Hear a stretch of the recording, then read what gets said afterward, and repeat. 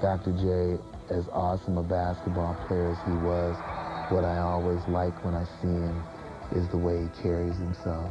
The only way out, the only chance we got is to try to realize that education is the way out. Major college athletics is maybe in some ways due for an overhaul.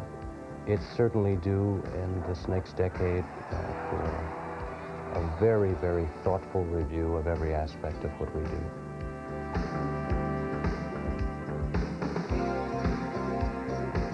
Welcome to our 4th season of The Other Side of Victory. I'm James Brown. JV, it is hard to believe it is the 4th season. I'm Robin Roberts. We're glad to be back with you in 93. Our central theme is sports, the way out. No question, we'll explore that one and many more during our quarterly specials this season. It's now time for Hoops.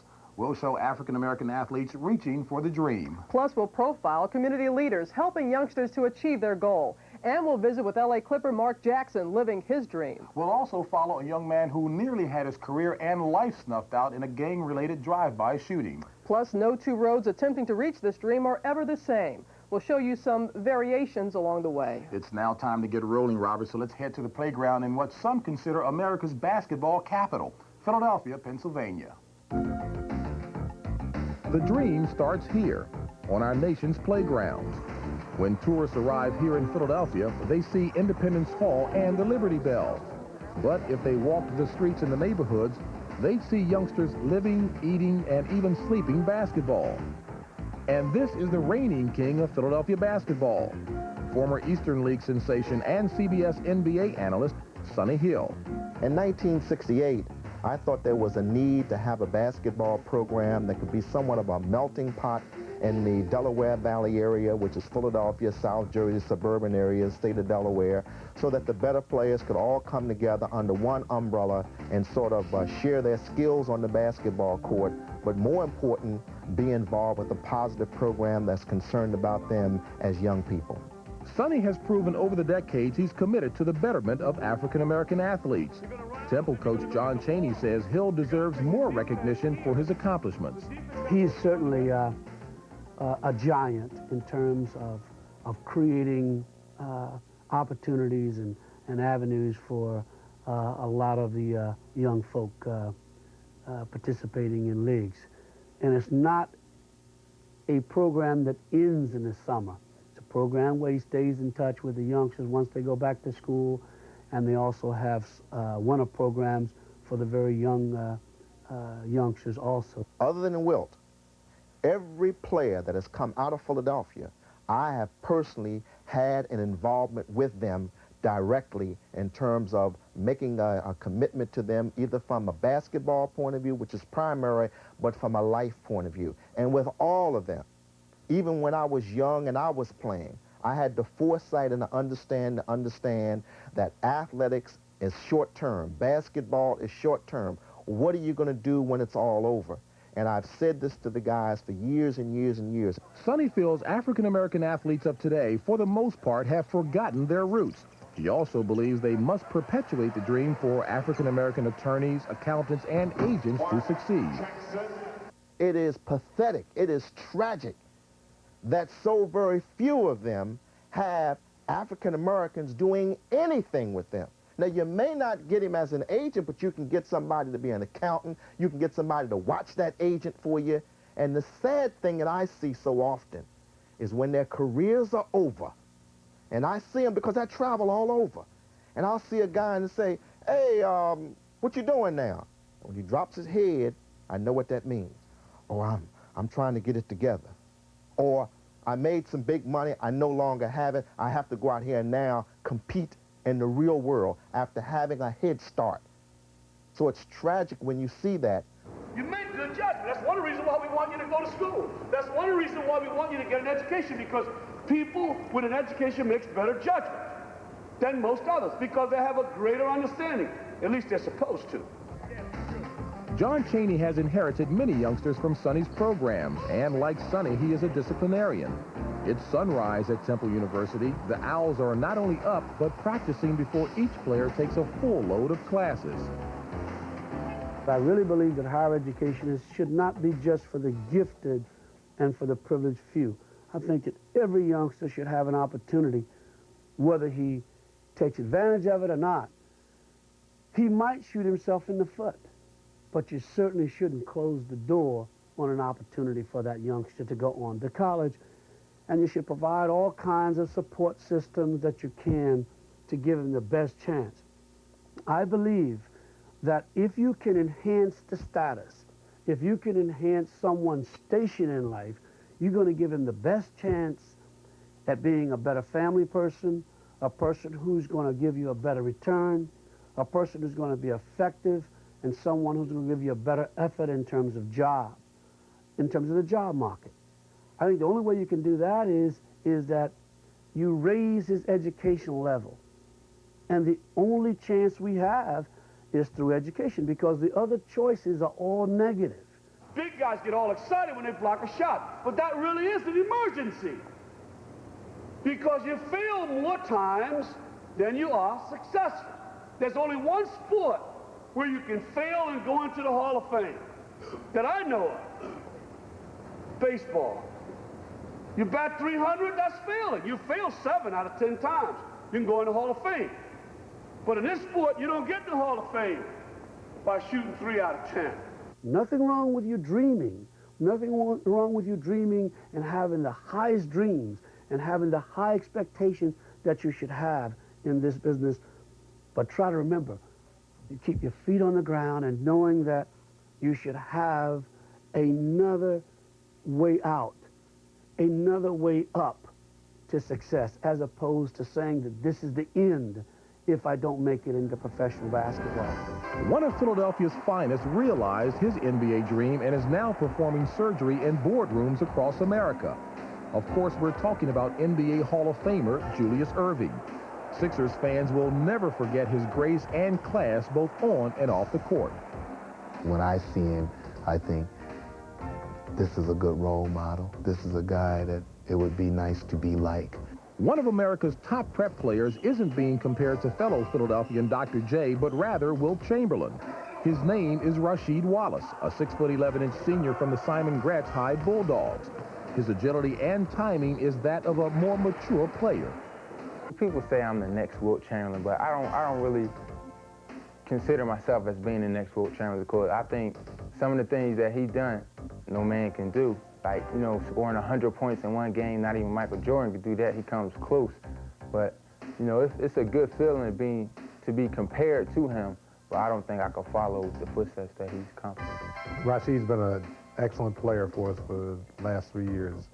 He's worked hard, he's listened well, and I don't think he knows what his limitations are, because he always seems to surprise us during the course of games. So that's why a lot of people think that he's the best basketball player in the country. We all wish Rasheed well as he embarks on his dream. Coming up next on the other side of this. Boom, boom, boom, real fast. And he said, "Mama, Mama, I've been shot." And that was it. Derek Jones was on a track to make it into the pros. That is until a drive-by shooting in the seaside town of Long Beach, California derailed those plans. Well, maybe derailed is too strong. You see, Derek's dream to play pro ball is very much alive in the shadows of the gangs which nearly ended his life. At the other forward for the Titans, a 6'7" senior from Long Beach, number 23, Derek Jones. And he pulled up and parked where his car is at, and we didn't notice him as he drove up. We had our back to the street, and said run. When we ran this way and tried to run down the driveway, and the fence wasn't there at that time. And right behind the fence is where I caught one. And he shot a couple more times, and he drove off that way. And that was the last I've seen of him. It was about 8:20, and so I heard 3 shots. Boom, boom, boom, real fast. And he said, "Mama, Mama, I've been shot." And that was it. Derek was all city in high school. His trophies adorn his mother's apartment, a mini Hall of Fame amidst gang graffiti and drive-by shootings. After the near-fatal shooting, Derek suffered both physically and mentally. You would get afraid if you dropped the TV guide on the floor. It would frighten him. Just any noise would frighten him. He was real jumpy. It was hard. It was hard. There was a lot of nights I thought and I yelled and I questioned and I couldn't come up with any answer of why it had to happen to me, you know. But I guess you just have to deal with it. And I try to keep a positive outlook on it and not look at what happened, but let's look at playing basketball. So I kind of kept my mind towards being able to play basketball again and not really concentrate on the accident itself. While Jones was struggling through his rehabilitation, Cal State Fullerton lobbied the NCAA to grant him a 6th year of eligibility. I can't recall it being done at Cal State Fullerton. I know it's very rare anywhere in the nation. That 6th year is just something that just doesn't happen. But the extenuating circumstances, even as devastating as his physical blows and the mental things, had he come to school at all, he would not have gotten that 6th year. I think they had to convince the NCAA that he was totally disabled as a student, so that year shouldn't count on his clock at all, so his 6th year really became his 5th year as a college student. Watch Derek Jones seemingly out of the play, comes out of nowhere and blocks his shot, but he did come across his arm. Looked like he blocked it cleanly. There's one situation where I was playing a pickup game with some of my friends, and a guy jumped to my right side as I was driving to the right, and instinctively I switched it to my left, and I shot it, and it went in. And I had never done that before. So I kind of got excited, and later on that night I went and played by myself, and I just used nothing but my left hand. You know, I kind of left the right alone and wanted to work on, you know, building back the skills with the left hand, and I noticed a lot of improvement, much more improvement than I had noticed originally. So that was my incentive to say, hey, now I can, you know, become a fundamentally sound basketball player. Some said he would be fortunate just to be able to walk and be a normal citizen again, let alone play basketball, but he went to thorough rehabilitation and got his act back together, and here he is, one of the stars for Cal State Fullerton. Gang members hold meetings daily at the recreation center where Derek works. He tells anyone who will listen to get into sports, not gangs. Look at me. I was never a gang member. I was never, you know, on the wrong side of the law. I said, and I almost lost my life, you know, just by being associated with them. I said, there are positive things that you can do. I said, you've seen me play basketball on TV, you've seen me do this, you've seen me do that. That's more or less the way to go. I said, I'm a nice person, you know, with a nice upbringing, and I almost lost my life. I said, a lot of people we know who are in gangs are either dead or in jail or on the other side of the law. I said, so that's not the way to go. I said, don't let what happened to me happen to you. And that's kind of, and I show him my arm, you know, show him my back, and that's kind of more or less a deterrent for him. When you pick, gotta roll this way. Derek's pro dream may come true this year in Austria, but if not, he truly enjoys coaching inner-city youngsters. I'm into coaching. I coach over at the at Poly High. I'm a coach with the girls' freshman sophomore team, and I want to work with the kids for as long as possible. Then further my career in coaching. I'm really into coaching. I really enjoy it, and I want to get a couple more years' experience with the girls' freshman sophomore team. Then basically try to move on in that field. I got kind of good rise, man.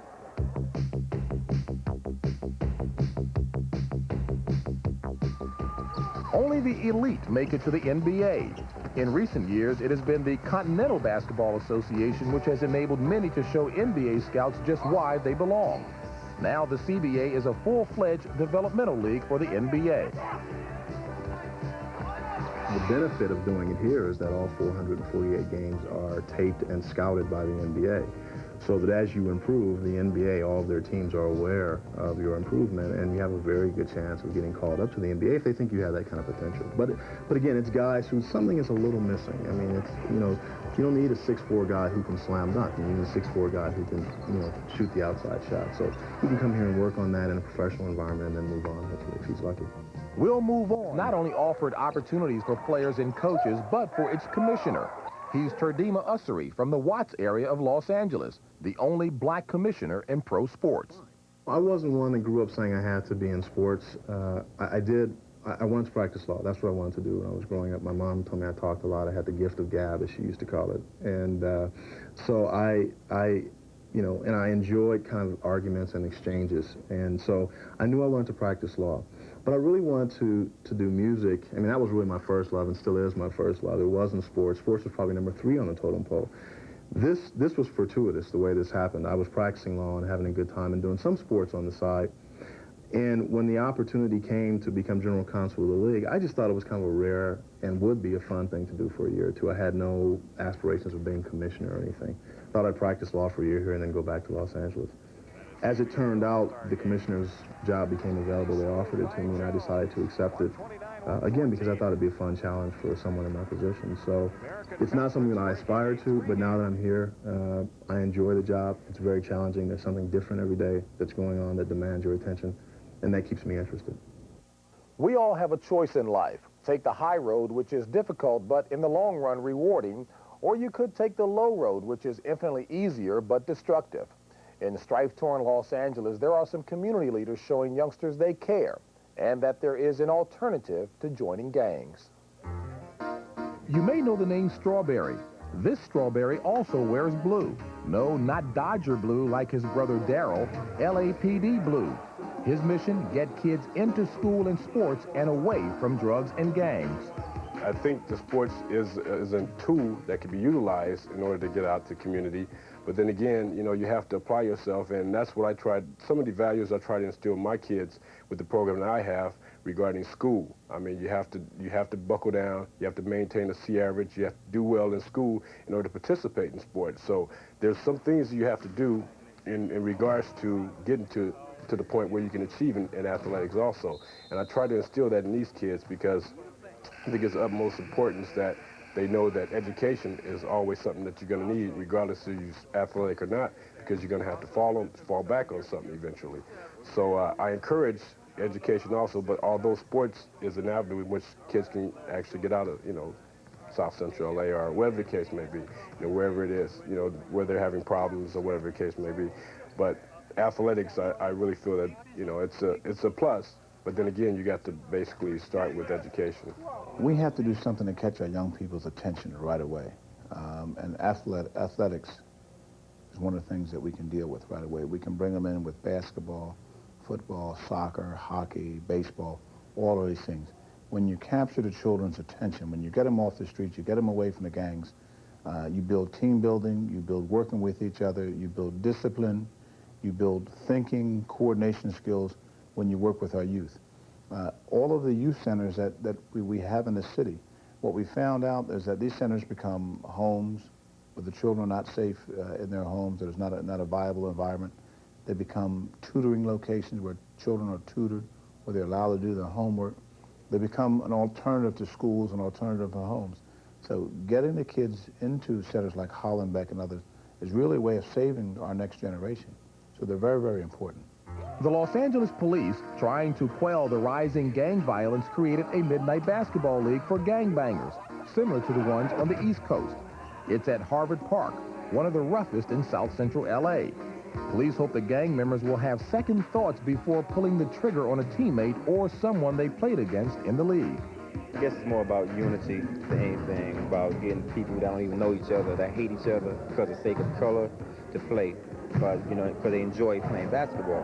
You know, basketball brings anybody together. You know, anybody, black, white, Chinese, Crips, blood, you name it, it'll bring everybody together. I go to different places now, and I see guys, you know, from opposing gangs, they be like, hey, what's up, man? Don't you play in that league right there? You know, we're like, yeah, what's up? You know, how you doing? All right. And I can walk through. You know, we got Crips and Bloods on the same team. You know, but that's why, you know, it's a positive thing right here. You know, it's a start. There you go. Let's go. Let's go. Back him up. Back him up. Fake him. Fake him. That's it, that's it. One of South Central's most ardent sports disciples is Joe Weekly, the former assistant coach at Crenshaw High School. Joe has run a summer basketball program for several years. I more or less put a lot of things together with young men. They trust me, number one. That's the most important thing. I don't lie to them. I tell them straight out exactly what's going on with life. And just be truthfully to them. Go turn around, play some defense. Come on, Brandon. Take him. Halfway to ride them on in there. My impact in their lives is to try to do something good for society. Go get you an education, that's number one. Use basketball as a tool to get you an education. I'm married, and I try to put that image on them. I try to live a clean life. I try to live a peaceful life. And I try to do good things for young folks and tell them the right way to go. Come on, come on, come on. Come on now, come on now. You have so many kids that gangbanging, you have so many kids that's locked up, have so much talent. We have so much hidden talent that's just gone. Some of those excellent gangbangers, as we call them today, is hell of an athletes today. And some of the young ladies, hell of an athlete. But how can we motivate those youngsters to come back home? That's the most important thing. I think today that we have lost the kids that are 16, 17, and 18-year-olds today. And hopefully that they catch up in the 20s, when they're 20. But we can also say the kids between 8, 7, and 8, 9-year-olds and start that generation up. And hopefully that they can understand what education is all about and the Stay in School program. In this recessionary time, money for athletic programs is rapidly becoming an endangered species. But not to George Carroll. Good Time George's Barbershop has been a sponsor for youth athletic teams for years. A small price now rather than anteing up $30,000 a year to keep prisoners behind bars. Well, it's the only alternative because all kids like to play. And heck, when I was a kid, I was on the baseball team, and that's all I ever did was play baseball. I didn't have time for a game. If you have nothing else to do, no sport, no other activity, you're going to go to a game. You need something to take up all your extra time that kids seem to have. Now, we are in poor economic times, but it's precisely the time we need to sponsor programs and activities for the youth so they can have a more positive outlook when they go out to at life. And I'm Robin Roberts. This is television's most comprehensive look into the issues important for African-American athletes. Coming up in our next half hour, a profile of some of our African-American leaders of today and a look at how several young African-American professionals achieved their dream. If you're a Big East basketball fan, you